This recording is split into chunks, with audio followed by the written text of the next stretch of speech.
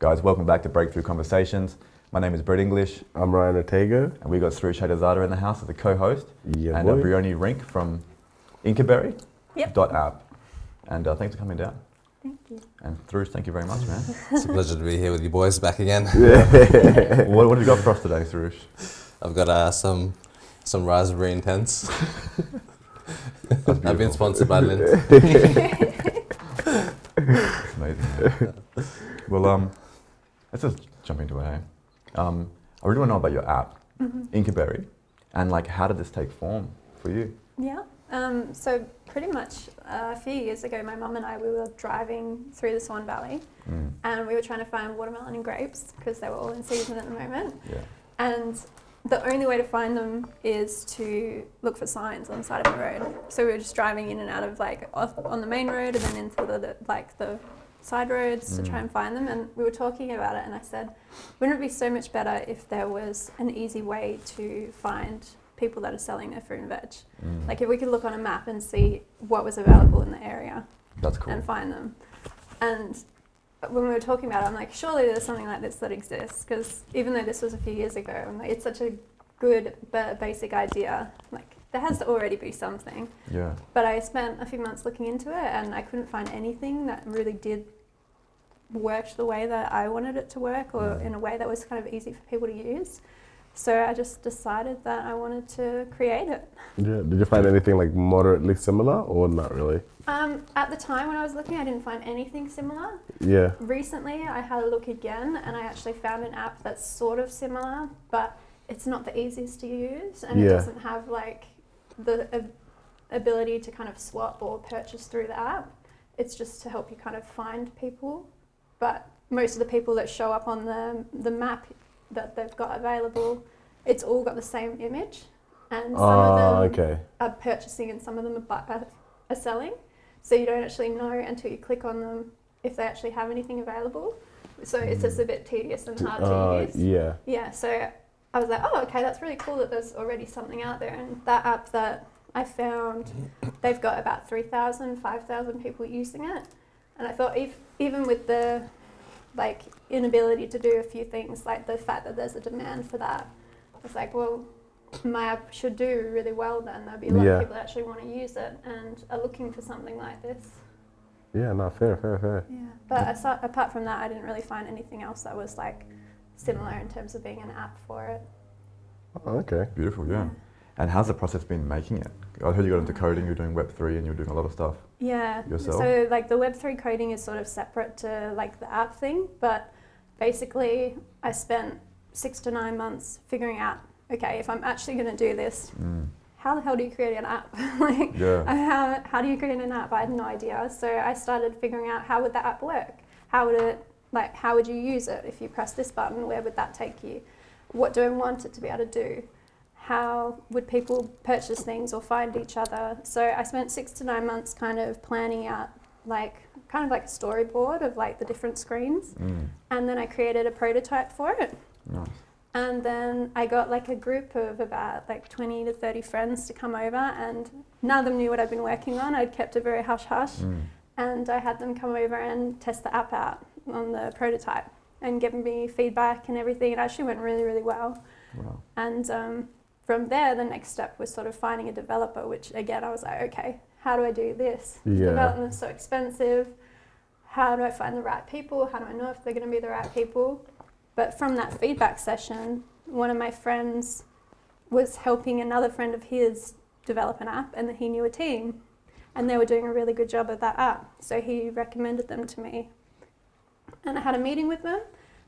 And my requirements for a developer was like, I want them to be in Perth so that I can meet them in person. Yeah. So I can get a good feel for them. I can talk to them. If I've got any questions, we can still discuss it. It's easy with time zones and everything. And this team that I met, the head of the team, he lives in Perth, but his team is in Europe. So like India. In terms of the... A lot of them in India, and then like, I've been down that road before and it's just so hard with the language barrier. Sometimes they'll like make mistakes and then like you can't explain it to them, and I didn't know what I was doing either, so I just lost 30 grand. Cut it short anyway. Yeah, and it can be so expensive. I was like, I need to be able to communicate with them. They need to be like easy for me to communicate with. They need to understand what I'm saying. Like it needs to, and because he's sort of like the middleman, it works really, really well. And it's also a bit cheaper than like if I was doing it here in Australia. If you're creating an app here in Australia and you paid like a company or a development team, be upwards of like $100,000. Yeah, it's ridiculous, man. Like Monster App, I think was in Melbourne or in Perth. Charged my friend like $200,000, and then they just it was so buggy and so glitchy and this Monster App. I'm pretty sure it was Monster App. Okay. Maybe I'll just split the name out, but I don't know. Yeah. But one of the biggest ones in Australia. That's insane. Wait, but did they charge you more if you don't have like a prototype? Because usually I thought they charge you less if you have like at least like a what's it called, a deck feed. Yeah. I think the fact that I spent so long figuring out how it was going to work beforehand made a massive difference, probably with the pricing, but also with just how easy it was for them to know how it's going to work and make sure that when they're actually building it, because they build it from the bottom up, so they've got to make sure that it's able to do all the things you want it to do. So if you already know that when you first come to them, they'll be like, okay, we'll make sure we include that and that and that and that right at the start, so that as you develop the app, even as I down the track incorporate different things that I've already thought of that I want to include, they've already prepared it for that. Yeah. So it's easy to add it onto it. Oh, okay. Whereas if you haven't considered that at the start, it's a lot harder to, if you've got like a really tiny base, building it out like that, it's not very supported. Yeah. So you have a very solid foundation. Yeah, pretty much. Yeah, so it definitely makes a big difference if you take the time to plan it out first, because otherwise they would have to do that, and also how you want it to look and feel. Because developers don't usually do design side of things. Yeah. Usually you might hire like a graphic designer or someone to help you figure out how you want it to look, the fonts and everything. And the developers don't want to do that. Yeah, because it's more work. They'd much rather be told what font you want, and they'll just put it in there. All right, can I ask you why you think this app is so important, and also the localizing and the community, and like what drove you to have the passion to build this? Yeah, I mean, initially it was just something I really wanted to use. I was like, this is something that I would love to be able to use to find people that are growing their produce and want to sell it, and support people that maybe need the extra income. Maybe it's like a small family that has a lemon tree and they could use the extra cash, but it's hard for people to find them or for them to find a way to sell it. I'd love to be able to support them. But for me, in like the bigger picture scale of it, I really see it as becoming like just a way of creating community, you know, knowing all your neighbours and knowing what they grow, and not being afraid to like just walk across the road and knock on their door and be like, hey, can I grab some oranges today? And connecting in that way, because I think people are too scared to just reach out and connect like that. My mum and I, we went past a house and they had like this massive lemon tree out the front. And I was like, oh my God, they have so many lemons. Let's just go knock on the door and like grab some lemons from them. My mum was terrified. She's like, no, you can't do that. Don't disturb them. Like, they don't want us to, like, and most people are like that. They're too scared to just go and ask if they can have some of the fruit veg, whether it's for free or if you want to pay for it. Not this man. I was about to say that. I remember going for a walk with Sarush, and like he knew where all the fruit trees were in his community. So he's already mapped it out? Yeah, I was like, how do you know this, man? And like he put out the map. He drew in pencil. He's like, this is the figs, this is this, and then like he would just like sneak, and you know, like on the alleyways we hang over, he's like picking the stuff. You know? I'm picking everything. You're the stealth. Yeah, he's a stealthy guy. I was the shadow warrior. He was coming out. I'm like, I was like, shouldn't you ask them, bro? You're like, nah, there's no need. Like it's free. It's nature's abundance, you know. We have to. There is an abundance, right? Like I see it as maybe initially like people want to be selling it, but when we realize how much, like how many fruit and veg trees, fruit trees, vegetables that there are, we can just be swapping and trading and exchanging them. And if everyone's growing something separate, you don't actually really need to be paying anything for it. You know, like if you've got an orange tree, you could be swapping oranges for all of your produce for the week. You know, with other people in the area. Yeah. And then you don't need to, there's no money involved. Like, that would be great, right? If we could just live like that. Because it all just goes to waste. Like, it does. My granddad's orange tree. It's just like all the oranges fall off and they just go moldy and no one eats it, you know? Like, it's such a waste. Like, considering how much money do you spend on oranges at the shops, especially lemons. Oh, yeah, man. So I hate paying for lemons, man. It actually triggers me. I'm like, so many lemon trees out there. There's so many lemon trees. Write them an email, bro. It's the inflation has gone up so crazy, and you're gonna go and pay like $6 for some shitty apples at Coles and Woolworths instead of like we should be, there's a word for it, but utilizing the space that we have at our homes, growing herbs, fruits, you know, vegetables. Fruits are a little bit harder, but vegetables and herbs mainly, and just like, you know, like especially wild stuff, like more heirloom type of varieties, and then giving that to people, and then like actually taking care of the soil as well, so you're actually getting the nutrients that you need as well, and not that crappy stuff that you get at the shops. So 100%. It's also like less control for the government and big business. Yeah. Not to get too conspiratory, but like they closed down Woolworths like they did in South Africa. Like, what are you gonna do? Oh yeah, dude, that was nuts. With this app, like, what's Rush's map? Like, we'll be fine. Just sell Rush's map. we take the power back. We become the captain. Well, it's sustainability, right? Like then we're also supporting each other and ourselves. We don't need, like, we're not relying on a company or something else to provide for us. Like cats then. Yeah. Look after ourselves. That's amazing, yeah. I think this app will be perfect for that. Like if anything was, even like the worst case, if something was to go wrong with the shops or food shortages and things like that they talk about. Yeah. If everything's local, then there is no shortage because we've got the land here, got the soil here. Yeah. You know, and if the internet goes down, then Thrush can sell the maps at every street corner. You know those guys in New York, it's like star maps and they try to sell them? Fruit maps. Fruit maps, yeah. Anyway, enough about Thrush. I wanted to ask you, how did you link your victimized. your app to Web3? How do I? Yeah. Well, I see it as being like it's not like a decentralized app in itself. Yeah. But it's on the way there because basically what it is creating a way for people to connect directly with each other. There's no middleman, right? There's no Woolworths or something where like the farm sells the produce to Woolworths and then they sell it to us at a markup. You know. Yeah. It gets rid of that. It's directly interacting with the people that are selling, which is what decentralization is, which is what sort of Web3 is as well. It's eventually it could become like we're contracting jobs to people, but we're directly hiring them ourselves. Like as a community, we're all voting on who does what, and then they're given the job directly through like a contract or something through. Oh wow, through like delivery and stuff and like Yeah, so then there's no middle person that's making decisions, or we're paying them and then they're allocating the funds how they want. Sort of like, I guess like the way the government works. Yeah. But it just takes them out completely. That's what decentralization is. Wow, yeah. That's awesome, hey. Can you do other products as well, like honey, or like could I put my juices on there, or Thrush's juices, or Rotego's Juices. Yeah, so there'll be juices. We won't go into it. So there will be jams and honey and eggs and juice as well, like different categories for that. Preserves. So if people have olives but they preserve them themselves and pickle them, then they can sell them, or they could sell the raw olives if they wanted. That's beautiful.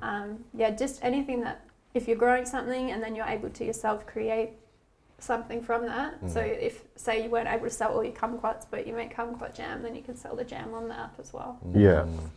That's awesome, man. Yeah, I feel like you get a lot of value out of it because back home in Kenya, it's just kind of like a, what's it called? It's like a market pretty much. Yeah. And everyone usually just goes to the market and then just sells everything from there. You just trade. Yeah. So like if you get to the point where you're taking it worldwide, it would give a lot of those people a lot of benefit. Yeah, definitely. Because I mean, even you think about it with the markets currently, if you miss the market or you sleep in or whatever, and you're relying on getting, like, you only want to have organic produce, currently you have to wait another week, or maybe there's the Sunday market. But apart from those 2 days on the weekends, there's not really anywhere else or any other day that you can actually go and get like local organic produce. And so then, you're kind of waiting. But if you can check on the app and be like, oh, actually, like down the road, I can go and get from the same person that's at the market, but I can just visit them at home and get what they didn't sell from the market that week. You know? Do you do payments through the app as well, or is it just cash? Or Yeah, so basically when you're setting up like a shop on the app, if you want to sell something, you can select how you want to be paid. So you could say you only accept cash, or you can do card payments through the app. So we've integrated it with Stripe. So it's just automatic through the app. And cryptos as well? I actually want to integrate crypto. It's not going to be in the initial part of it, but it will be part of it later on. I'm thinking probably Litecoin, or if there's another token at some point. Yeah. But something that's fast and easy to use. But that's something I told the developers from the start that I'd love to be able to add in. Yeah. Nice. You're not worried about like Uber or like other like Airtasker that make you do payments to the app only, so you don't lose like your customers. Yeah. But you don't really live in fear, I suppose. I don't know. I've had a lot of people say that to me, Yeah. and I think it's something that a lot of people don't necessarily understand, especially now that I'm talking to people about marketing. They're always like, okay, well, how do you make money? And like, what's the money making in the app? Yeah. But for me, I'm not doing the app because I want to make money from it. I'm actually doing it because I want to contribute, I guess, to the society. And ideally, I see it eventually not needing any kind of money exchange. If people are all swapping and exchanging through the app, like, that would make me happy. Yeah. I'd get more reward or enjoyment from that than from like money through card payments. Yeah, Wow. that's awesome. Yeah. Wow. So, Nice. And I want to talk about your background a little bit because I heard that, were you an accountant at one point? yeah. Was that like a lifetime ago? Yeah. Yeah? I've done a lot of things. So I was doing engineering actually, and then I became an accountant. Oh, wow. And I was actually working at like a top tier firm. But yeah, I actually, when I was working there, I realized how inefficient the systems are and how like a lot of the jobs there could have been automated, but there's like a resistance to doing that because people want to kind of prove their worth or have value or, you know, like achieve something in that way, rather than if we automated it, then you'd have more free time to do what you love doing. True. But yeah, I was doing accounting for a while, and then I actually quit that to be an artist. Oh, wow. So Oh, wow, I was okay. painting for a while, but I went through a lot of different like. Was there much resistance for you to quit your job at a big accounting firm and like from your family? Like, Oh yeah. Yeah. So I actually ended up quitting, I think 3 or 4 times because Yeah. my boss kept convincing me to stay and offering me different things. they always try But- to do that, eh? Yeah. And then when I told my mum, yeah, it didn't go very well. She actually stopped talking to me for a few Oh, wow. years. What's your Oh, wow, background, really? like, ethnicity-wise? My dad's side is German, but my mum's side is more English. Okay. Although they've been in Australia for a really long time, Yeah. so mainly Australian, just Aussies. I was thinking Italian for some reason. Maybe Italian? it's just like the fruits and vegetables. Yeah. All the assumptions, but yeah. Yeah. So yeah, my family actually didn't talk to me for a while, but recently she actually, my mum brought it up to me. She said, that was a really brave decision that you made. She actually kind of realised that how hard it was for me to make that decision at the time, and she said she was really proud of me Wow. for doing that, which was really That's big. beautiful, hey? Yeah. Because you had security, you had everything, like, a perceived perfect life. Yeah. I had Yeah. a house, I had a mortgage, Yeah. I had like all of that stuff. you were successful. Yeah, Yeah. I'd made it, but I didn't feel like I'd made it. Yeah. So What was that initial point that something happened, or was there like a sign, or I think there's for me it's always been like just something inside that just tells me something needs to change or you need to head in a different direction. Even when I was studying engineering and I switched to accounting, it was such a spontaneous decision. I remember I like messaged my friend that night and said, I'm dropping out. And then I dropped out the next day. It was just like an instant, like, I just knew I couldn't do it anymore and it wasn't where I was meant to be going. And I've so had, it was a feeling of knowing? yeah, just like a knowing. And for the accounting, that was a bit more difficult because I had to quit a few times and it had so much security and everything that I was letting go of. But because I had started painting in the interim, I'd found so much joy and fulfillment from that. And I actually started selling my paintings and making some money from that, which was almost like a confirmation that I should follow that, which allowed me, it sort of helped me to make that decision to quit the accounting. Awesome. But yeah, I think life just kind of gives you little nudges. So like in that interim period of like quitting accounting, going into art and then building this app, what was that time frame like? Was it? That was really interesting time frame because with the art, I got to a point where when I was doing it, because I felt like I needed to support myself through it, I lost passion for it. Because when it became a money earning thing. Yeah, and then Terrible I just language, couldn't, and for art itself, you can't force art. It needs to be inspiration and you need to be passionate about it, and it just, the spark kind of disappeared. And that was scary for me because I thought, well, oh fuck, what do I do now? You called the accounting guy? Like, I changed my mind. Coming back, yeah. I was like, oh, now I'm fucked. I was like, Mum's right, oh God. And I started working at a float centre, and I basically made the decision that I wasn't going to force myself to find something I was passionate about.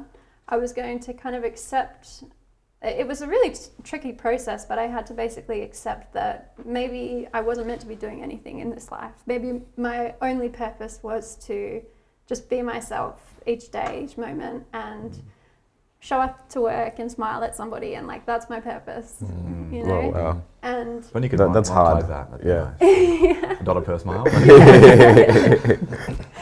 And it was, I actually got to a point where I was okay with just doing that for the rest of my life. I was happy doing nothing, just a day job or whatever. I didn't need to create something.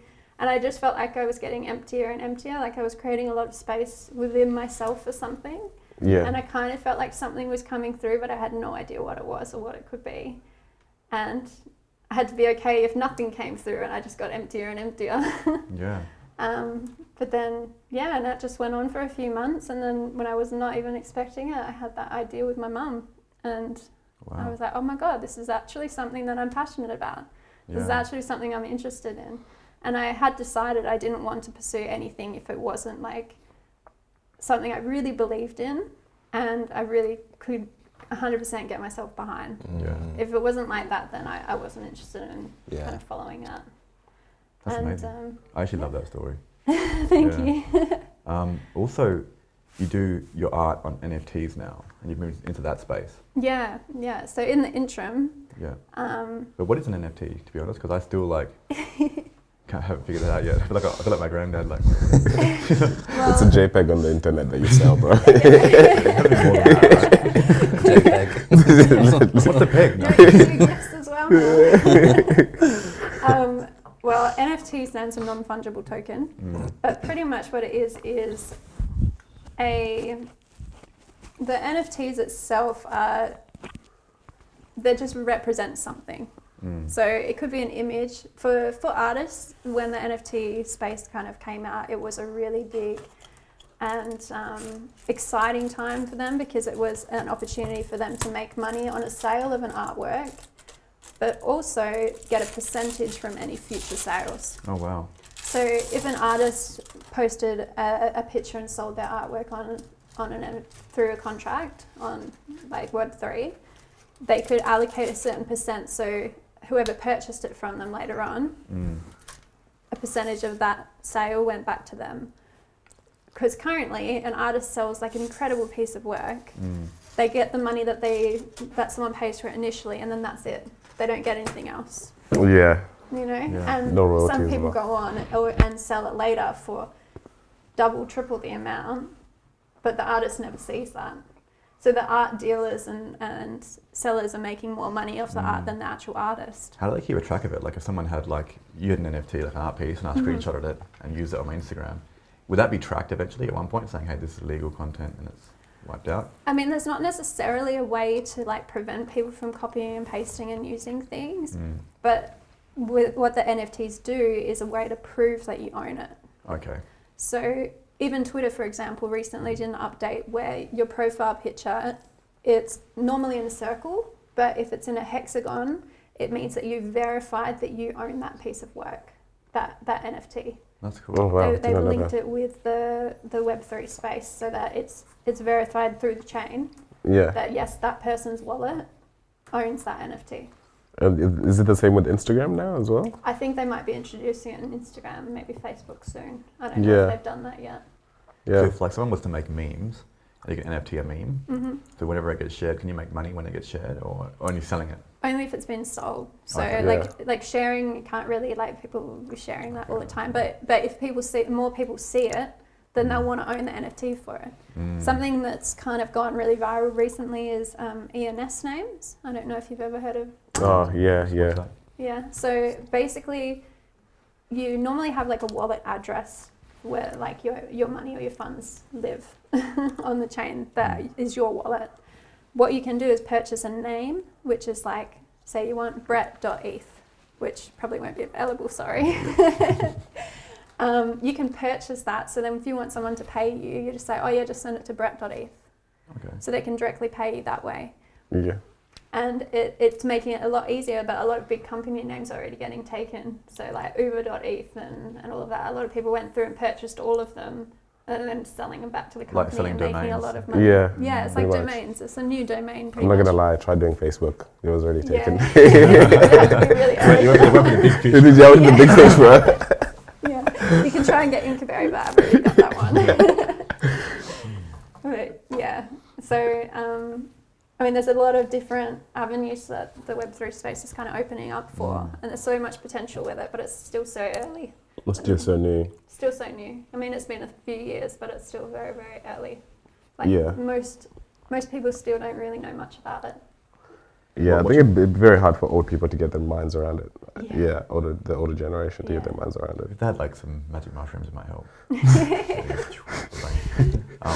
What should someone do getting into the NFT space? Like, what do you recommend to keep up with the times or really know what they're doing? Yeah. Like Well, me. The NFT space has been pretty interesting because it went obviously very viral initially, and some really big projects kind of blew up. And then it went through a stage just recently of like free mints being the thing. So people realized that a lot of people had given up purchasing NFTs because they were trying to pay for them and flip them, but it just got saturated. There were just so many projects. So then free mints went viral and that got saturated. But then there were a lot of people that were creating bots.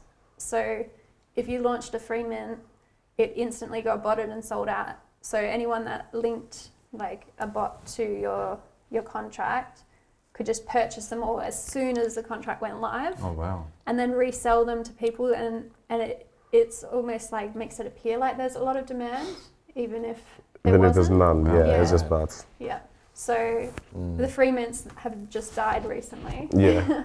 And then my team that I'm working with, we recently did like a semi-free mint where it was like $4 or $5 for each one. Yeah. Because then the bots can't get that. It's like finding a way around it.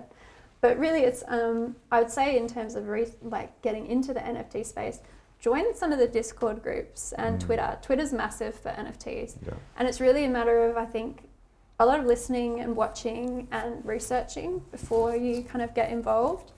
But you're going to make mistakes and you're going to invest in something that will just go to crap. And I think you need to know the founders and trust them if you want to get involved in a project and like understand what they're about. Yeah. Because for a while, a lot of founders weren't revealing themselves and they were selling out the projects and then just taking all the money and disappearing. Wow. And no one knew who they were. Yeah. Who's the major ones right now, like the top 3 NFT projects? Bored Ape. I mean, the Bored Ape Yacht Club is still massive because they obviously did really well, and they recently produced like Other Side Land, which is linked to their project, so they're doing like a metaverse, which is pretty massive. Okay. But there's quite a few different ones. Like the ones that I'm involved with, a lot of them are storytelling NFTs. Yeah. Which are more about like creating a community and sharing a story with them, and like 4D storytelling, like dropping pieces of artwork that relate to the story. And what the project that I'm on at the Abominable Bunch, they're doing like airdropping NFTs to people that are sort of like just images that tell a story. So you get the first one and you don't really know what it's about, and then you see the second one, then the third, and you start to understand what's actually happening in the story. So there's no words involved, it's just the image. But is it like one of those little books you get and then you flick the pages and it slowly tells a story? You know what I'm talking about? A little bit more difference between each picture though. That's cool. Like a children's book. Yeah, that's actually cool. Isn't there like NFTs where they're selling pieces of land as well? Yeah. So with the Bored Ape Yacht Club, they have the Other Side Land, but there's also Alluvium, which is another project that's probably pretty big, and they're creating a game. Yeah. And they recently did a land sale for blocks of land in the game. But basically there's a sort of like a Pokemon style. They did like the beta version of the game recently, which I've tried out. But I don't know when the actual game is launching. I think it might be the start of next year. But yeah, there's a lot of different types of NFTs there. So the Alluvium one, I think you can have characters in the game. Or when you're playing the game, you can find characters or win characters, and then they become NFTs that you can sell. Oh, okay. There's also Aurori, the Aurorians, and their NFTs are actual characters in the game. So it's like your skin or character that you play in the game. Yeah. Which you can then sell afterwards if you wanted to. Yeah. So there's so many different projects and they're all doing different things. That'd be huge, especially with the skins. Yeah. There's a lot of projects that are promising a lot though.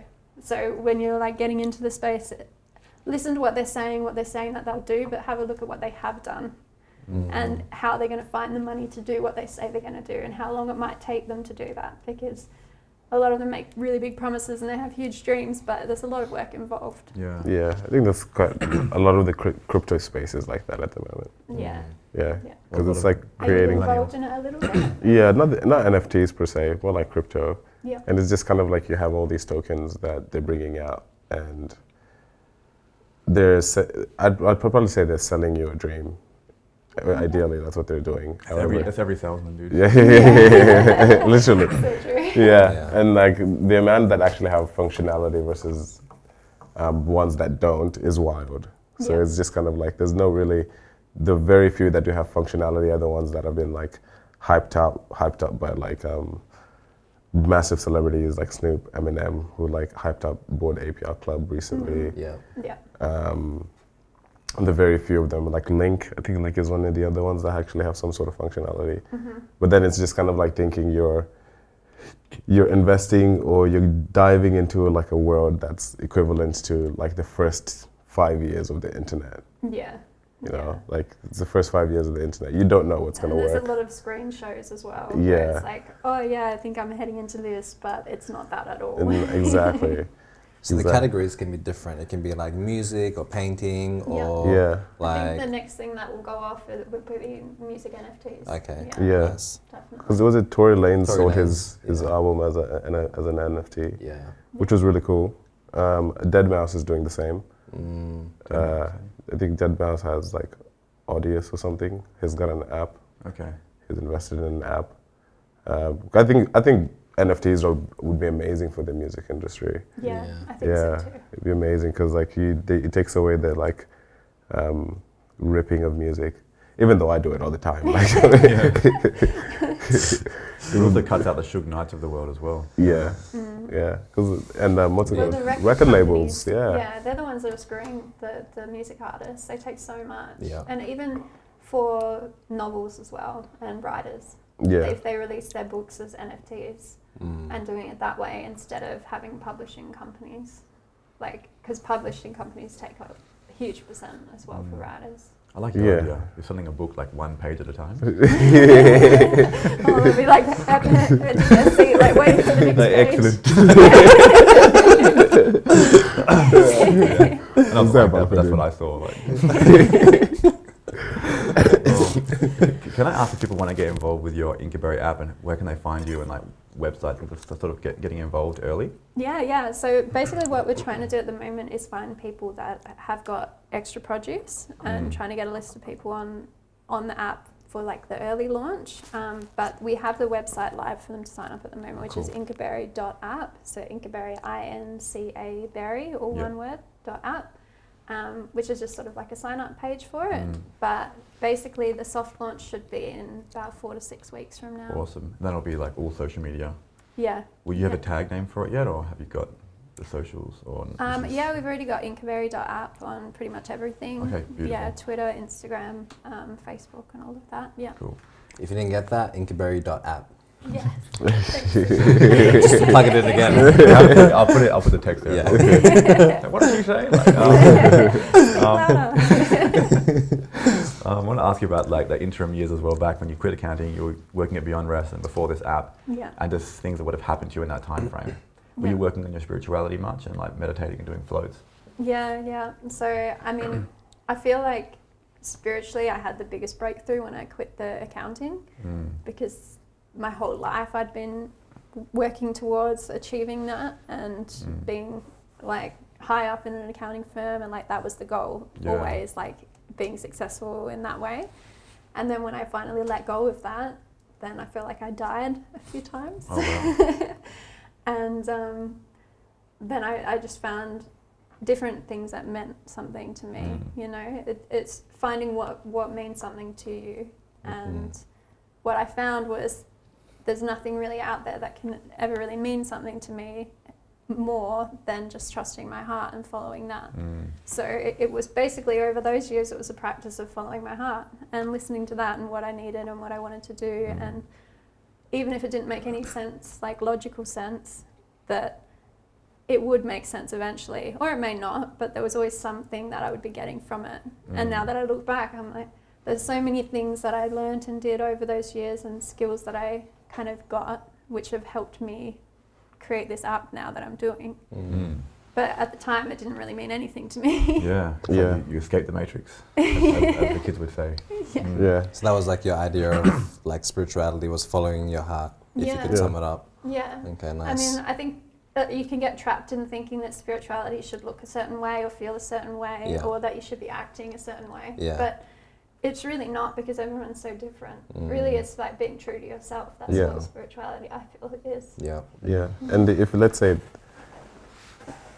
you're talking to someone who has no idea or even no idea what it means when you say follow your heart, how would you describe that to them? Like, I think it is a matter of starting to get familiar with what feels good. You know, we're taught to kind of like do things that bring us joy, or like follow what we think we should be doing, instead of like actually what feels really good right now. Logically, maybe I should be working and getting stuff done, but actually what feels good for me right now is to just rest and do nothing. You know, and starting to listen and do that. You know, what feels actually most natural for me right now. And even for creating this app, yes, there's a lot of work involved, but the biggest things that I've been having to work on is being okay with resting when I just don't have the energy to do anymore. My mind's like, oh, you need to get it out there, you need to share it with more people, tell more people about it. And I'm like, actually, no. Right now, the best thing for me is to just rest. And then I might meet someone the next day that has all these contacts and like is really excited about the app, and they could do way more marketing than I could have done in that hour that I rested instead. You know? That's amazing, yeah. So following your heart, I think, is just listening to your body, you know, listening to your body and what feels good. And it's different for everyone. You know, someone might say, oh, following my heart feels like this, but for you, it might just feel really like an exhale, you know? Like, oh, I can relax, I feel calm in my body. It's maybe not like feeling really excited, it might just be feeling calm and relaxed. That's what it is for me, but we're all different. So it won't be like chasing a pleasure. No. But it will be like... It's not like a caffeine hit. Yeah, okay. It's more of a, like I don't feel stressed, or I'm not concerned about the future, or I'm not like doing this because I think I should be doing it. Yeah. You know, You're just I'm doing it just because right now this is what feels right. With no other reason other than that. Okay. Did you have a moment where you felt truly aligned with your heart? Have you ever had a moment? Yeah, I've had a lot of moments like that, but I feel like it does always come and go, and it's like that for everyone. You know, like you go through phases where you're like, oh, I feel so in my flow and everything's so synchronistic and like the most incredible things are happening. But then you also have moments where you're in a void and you've got no idea what's happening and you don't feel like you've got any direction and you just feel kind of shitty and you're like, I don't know what's going on. But I think knowing that that's just the cycles of life and being okay with that, and knowing that that's just as spiritual and that's just as like being in alignment or following your heart as when you feel really good. Yeah. Like once you can accept that that's the same thing, it's not any different to when it feels really good, although we might prefer when it feels really good. Because you have a clear indication, a clear path, but when there's no path, then it's like, how much trust do you have in the unknown? Yeah, being alright with the uncertainty. That's a hard game. Yeah. Do you have any standout moments of like maybe your best float, or just in that period of time where something happened and it was quite profound, like dreams, meditation, things like that? I don't normally get many dreams. I had a few floats where I just felt so, like, floats are really interesting because sometimes you can have really good ones and sometimes you can have some where you're just like, oh my God, I feel terrible. I feel like my mind was chasing me the whole time. Like someone knocking on the tank? Oh, I've had that actually. It's true, should they? But actually I did have one float that I just really felt like, for me, like when I feel really like in my heart and supported, like I just feel like I've got all these people around me like hugging me. That's the sort of energy that it feels. And I remember I had a float and I just felt like I was just getting so loved on the whole time, just like showered with love. Wow. And then I came out and I was just like absolutely glowing. I was like, oh my God. And even people said it to me, like, damn, you had a good float. And I just felt like I was floating on a cloud. But I mean, you don't always get experiences like that. But I think it's the toughest thing is when you have an experience like that, not trying to feel like that all the time. Yeah. Because it's so easy to be like, oh, that was so great, I really want that again. And then as soon as you do that, then you'll never get it again. Yeah. Because you're always going back. The chasing. Yeah. So. What do you reckon that was? Like your spirit guides or God or your higher self? Or I feel like for me, I always have felt like connected to angels. That's just sort of like what I use to represent like this feeling when I feel like I'm being surrounded by love or like light. But I don't like to sort of like put it outside of me in that way because I know it is sort of all coming from within anyway.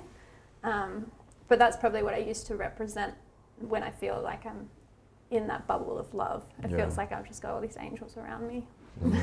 Was there a form to them, or was it like more of an energy or a feeling? It's more of a feeling and an energy, and I do feel like it just comes from my heart, and then it just like radiates, blows outwards, and then it's just like all around me. Wow. Okay, like the Taurus field kind of, where it comes out and then it goes back in, then it goes back out again. Yeah, that's circular. Yeah. Right. Yeah. Well, I know you've been with there for like 5 years or so. 4 years now. Pretty like the advanced floater or like the advanced meditator. That's taught me a lot in like breath work. So what was like your best experience in the tank or in meditation? Ooh. Just had too many. You've had a lot. There's been so much. Like, my best experience. Or the first one that pops into your mind? Actually, even a couple weeks ago when I was using the CBD oil, I used some CBD oil. It was like a external ointment. So I rubbed some on my forehead before I got into the tank, and I got in for a 90-minute tank session. And I usually do like a little bit of breath work just to get myself tuned into the for the 90-minute session. Is that before you go in the tank? No, right inside the tank. So what's the breathwork routine you do? So I just do like circular breathing. So like breathe in, breathe out, no pause, and I do that for like maybe 1 minute or something. Is that nose or mouth? Nose, out the mouth. Okay. And then I just dissolve into the water, and I just surrender as much as possible. I just keep telling myself like surrender, dissolve, let go, let God, and. Yeah, a couple of weeks ago I had a really good float. So I felt like, it just feels like you and the water and the air in the pod is one. Like, there's nothing. There's nothing, yeah. And I've had multiple experiences like that. Or sometimes like I would get crystals and I put crystals into the tank and then float with the crystals as well. So. Done everything. Yeah, I've tried so many different things. Yeah. I have tried doing a rebirthing process in the tank as well, where you do like 45 minutes to an hour of the breath work and non-stop breath work. Wow. And doing that one time, I felt like I was levitating above my body. Wow. Yeah, so I'm just like breathing, and my body's getting lighter and lighter and lighter. Like I'm coming from a less dense place to like a really light place. And I got scared at one point because I'm like, I'm not in my body. I'm not in my body. I was so charged, like the electricity was running through my body. I was so charged in the tank that I was like, if I do any more breath work right now, I'm gonna I felt like I was gonna just go somewhere else, just zap somewhere else. Out of body. I just go, just bang, like gone. Like something's gonna pull me, or I'm gonna just go. So do you reach a point where there's too much fear to continue? Yeah. Okay. Yeah, the fear held me back. Part of me was like, just be an animal and just keep going, you know? Yeah. And then the fear just was like, oh no, this is too much for me right now. It's like representing death in a way, like you're going to leave your body. Yeah, yeah. But you could feel, when you're doing that breathwork practice, you can feel from your extremities all the way to your heart place. So you feel that rush of energy come, and it's like, this is about to explode. And you feel that explosion coming up, you're just like, Wow. I've heard that like breath is like the the missing link between like the mind, body, and soul. Yeah. When we're breathing in electrons, which just powers up, raises that vibration more and more and more to the point where we can do things we normally wouldn't do when the energy body is fully activated. But I haven't reached that state you're talking about, but I've read about it. I'm going to try that next time I float. When I was looking into breath, it was like the meaning of breath means spirit. You know? Oh, true. Yeah. What language? English. Like the Latin.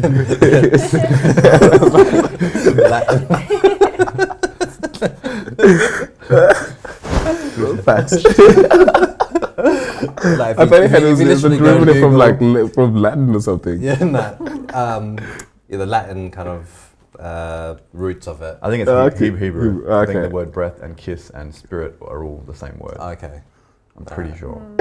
Like, if you just type in Google, what's the meaning of spirit? And it comes as breath or in spirit or inspiration. And they all mean the same thing as well. Yeah. So, yeah, it's really interesting because there was a time where I'm just like, what's a soul? What's spirit? Like all these are convoluted ideas and they're all being mixed into one. I'm like, what are these? And what do you define as spirit? What do you define as a soul? So I had to kind of break it up and find my own meaning, and I figured out that soul means your heart. Spirit is the ethereal realms that we're in right now. And yeah, then you have the mind and everything else that comes in. I like that. Yeah. I like that, yeah. Because I've always sort of soul as like that little spark is who you are, like that essence or that isness. Yeah. And the spirit is like your vehicle. Not the physical body, but like your spiritual vehicle. Right, okay. Includes you. Astral body, ethereal body, and that sort of stuff. Right. That's what I've thought of it as. Yeah. So would you say breath is the key to linking all of these together? Yeah.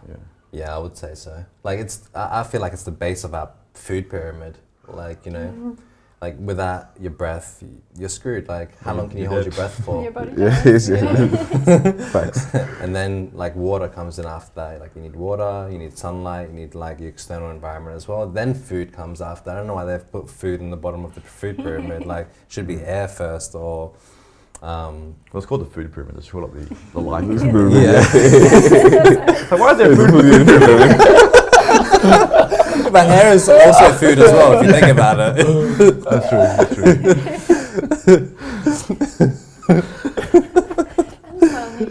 You need sunlight, yeah. It's energy, so, you know, it's... The energy pyramid. Energy pyramid, exactly. Food is energy.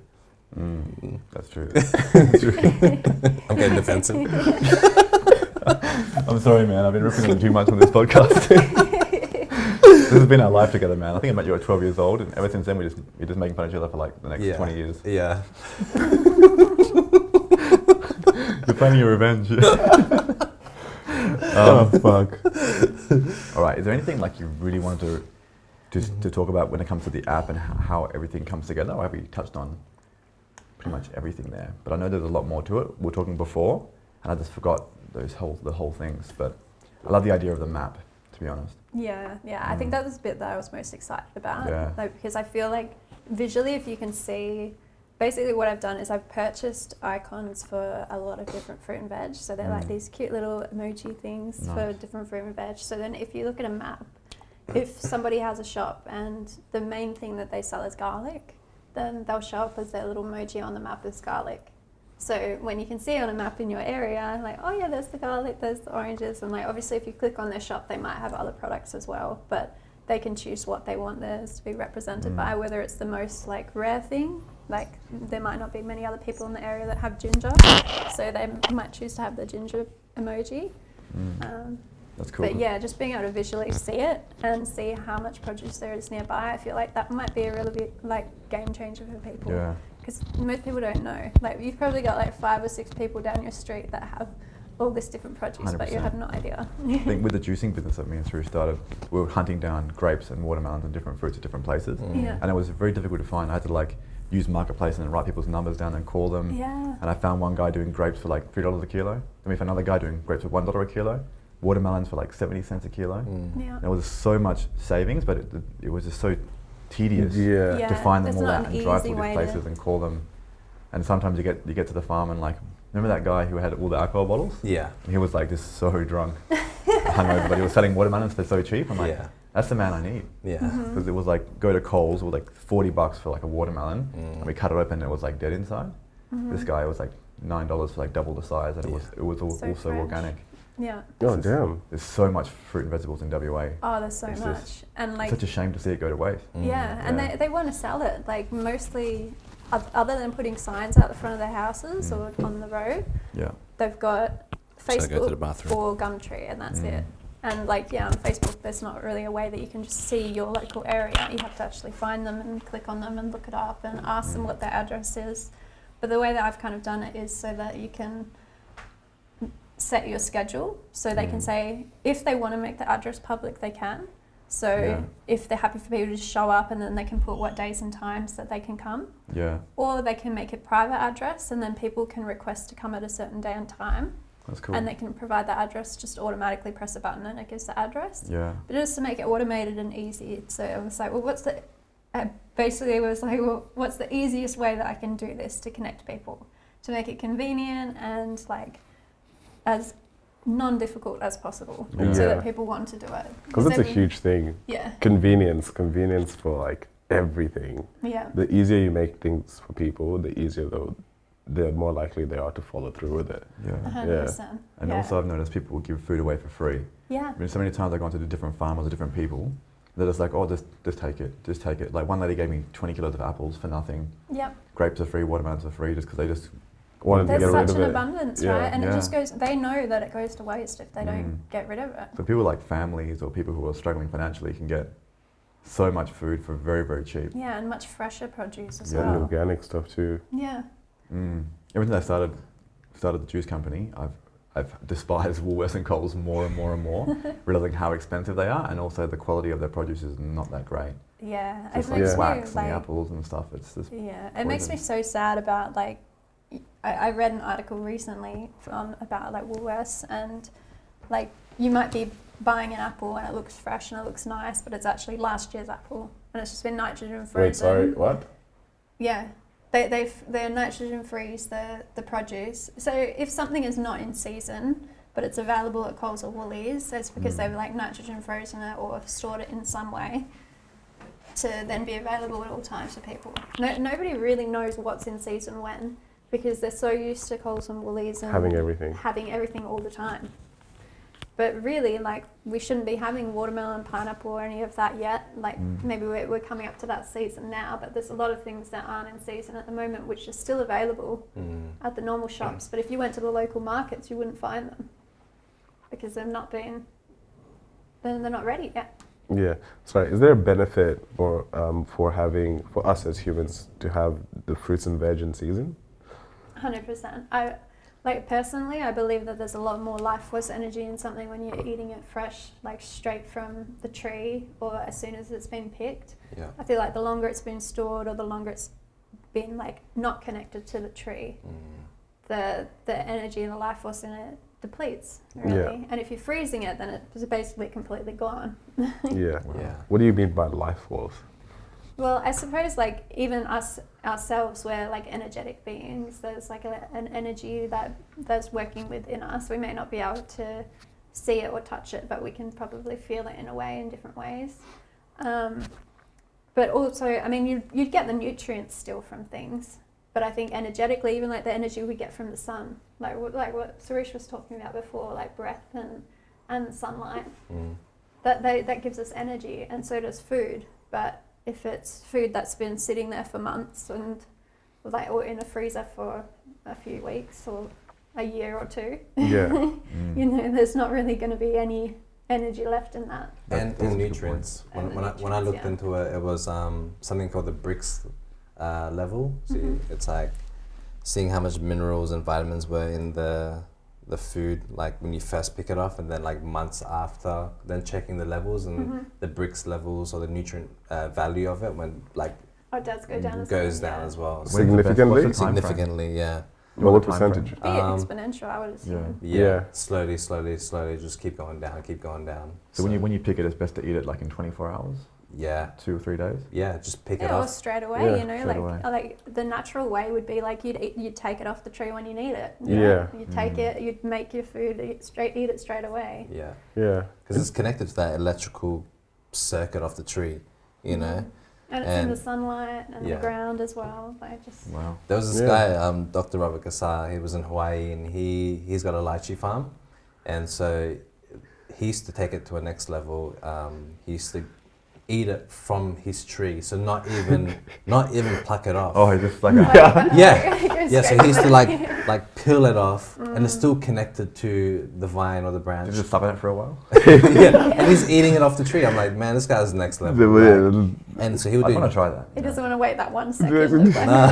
Don't waste that energy. Yeah. He would do conductivity tests, so checking like with a light bulb, right? So he would put a different vegetables. Yeah, like a voltage onto the fruit, and then see how much the light bulb would light up. And you know, some of the fruits that he would put is like, oh look, it's not really lighting up as you know as it should. And then he'll put it onto one of his fruit trees, and it would glow, like the whole light bulb will glow. And he's like, this is your brain right now, you know. So it's like when you're getting the more minerals in your diet, your brain is actually activating. Then your light globe is activating inside of you. Wow. There was even certain plants that weren't lighting up as well. Yeah.